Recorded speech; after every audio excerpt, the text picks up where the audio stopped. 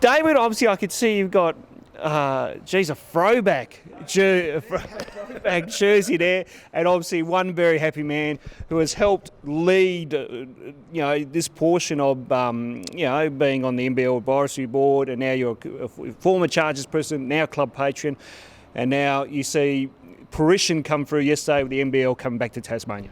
Yeah, well, I'd like to add to that CV in basketball, courtside fan of a new Tasmanian NBL franchise, because that's what I'm really most looking forward to.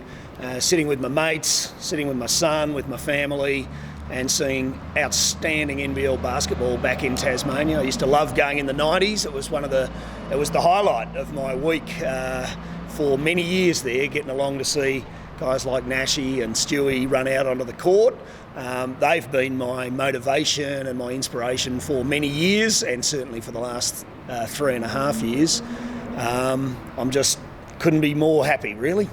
Just in terms of the deal, I mean, an $8 million sale from the Glenorchy City Council, state government. There'll be a $40 million upgrade, and then of course Mr. Kesselman will put in $150 million into Wilkinson's Point. So what does that mean from a jobs perspective and economic kind of standpoint? Well, it's pretty clear from the economic modelling. We're talking about 1,200 new jobs in the city of Glenorchy.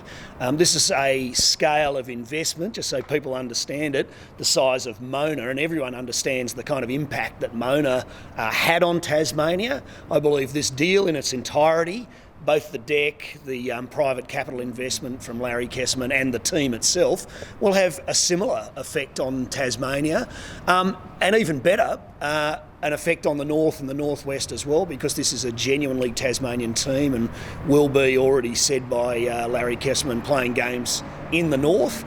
And I believe the Northwest Thunder need to be a huge part of this, because that's a great fan base, but also that's a club that's going to produce players for this team over the next 5 and 10 years. Speaking about players, obviously attracting players should be a pretty easy thing to do, because with the Chargers, we've been able to attract some very good players over the past few seasons.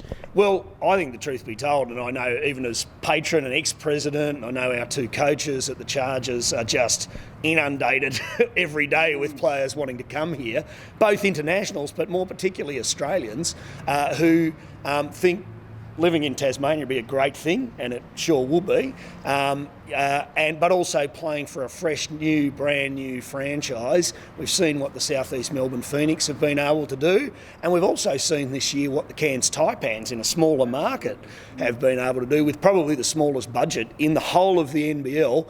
And I know you would have watched that semi-final last night, Ronald, and it was a spectacular game of basketball, world-class game of basketball, and that's what not only basketball fans in Tasmania can look forward to, but sports fans. And I have a view we now need to set really big goals. We set some big goals 3.5 years ago to be back in the NBL.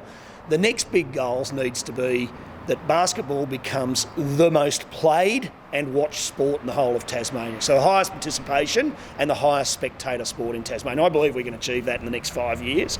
And then we need to set the goal for the 5 to 10 year mark of seeing in our NBL half the players, I think half the squad, coming from homegrown Tasmanian talent.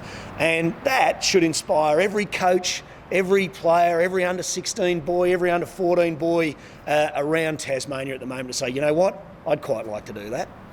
Oh, absolutely. When we think about those type of players, I mean, geez, if we go back to the Devils days, I mean, we've got guys like Froling, Wayne McDaniel, Dan Krebs. I mean, they've all got sons now, and that. What would it take to entice those their sons to come back? I've already been sharing a few tweets with Tanner Krebs, but I did jokingly say actually we could almost create a Sons of the Devils. Young Caleb Nash is an up-and-comer, young Archie Stewart, we've got Sam McDaniel, we've got the Froling boys, we've got Tanner Krebs. You could just about fill out a whole squad, I reckon, of Sons of Devils, and wouldn't that be a magnificent thing to see some of these young Tasmanians, particularly the young Nashes and the young Stewarts, and I'd love to see the young Bartletts out there as well.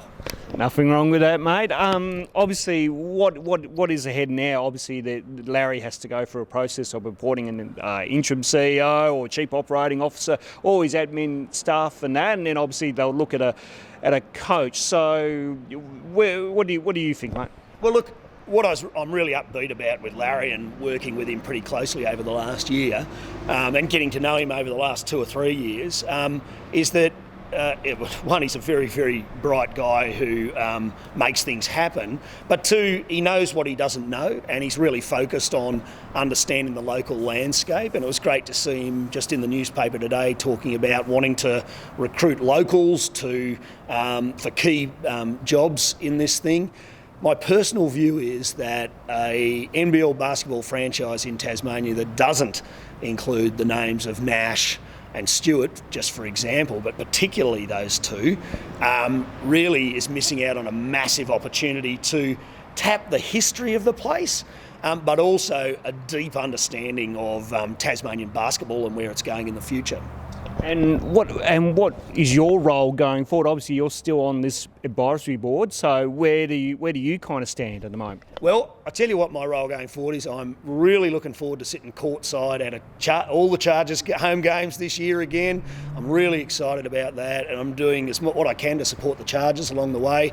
Brett McKay's doing a magnificent job as the incoming president, and I'm working to try to support him along the way where I can. I'm also looking for when tickets go on sale for this new NBL franchise, because I was just pointing out on the back page today to my son, those seats there, son, that's where we're sitting, and I'm really looking forward to just having NBL back. If there's a role for me to play that I can make a contribution going forward that is useful to the club, then to both the Chargers and the NBL franchise, then I'm happy to put my hand up. But ultimately, I'm just excited about being a fan. Just quickly on some Chargers news. Obviously, you would have been kept up to date with how the Chargers are going with their pre-season and where we're tracking in that department. And two, what does this announcement benefit for the Chargers? Well, firstly, the Chargers. For 3 years, I worked to get the coaching duo of Anthony Stewart and Mark Nash back together. They finally got back together, and I think it's going to be really exciting from that point of view. The women's program under Mark Nash is shaping up to be, top 4, and we'll be expecting big things out of that group. With Kathleen back, who wouldn't want to come back to the basketball? I know Stewie has been working almost drinking from the fire hose of people wanting to come and play here, seeing it as a potential step up to an NBL franchise. So he's got some big decisions to make over the next couple of weeks. I heard Brett McKay just on radio this morning saying that there'll be announcements coming in this week.